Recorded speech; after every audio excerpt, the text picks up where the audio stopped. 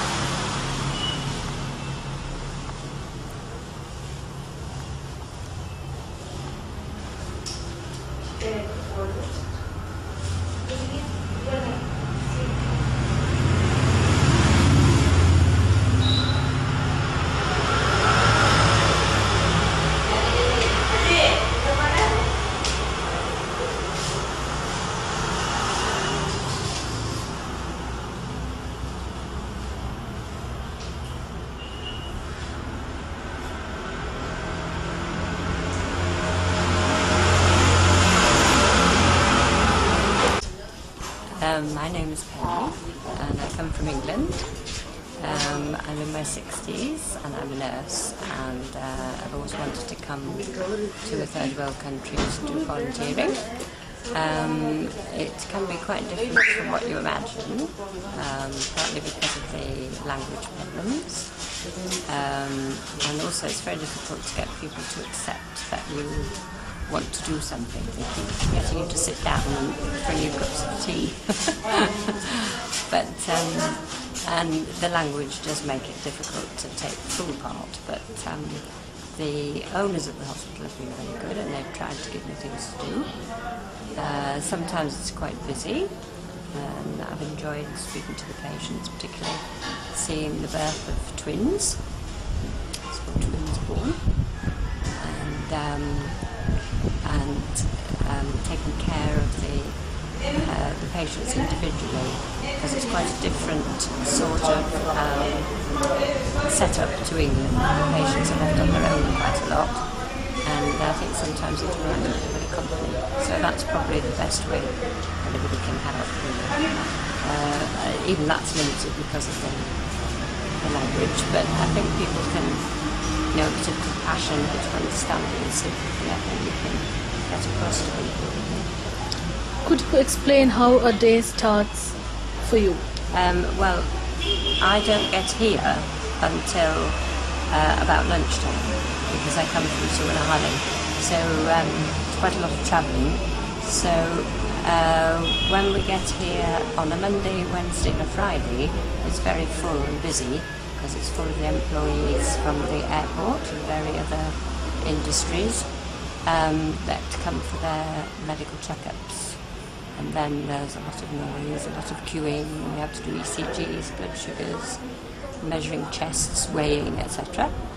And then it tends to go quiet. You have lunch about 2 o'clock, and then everybody goes to sleep, or patients go to sleep.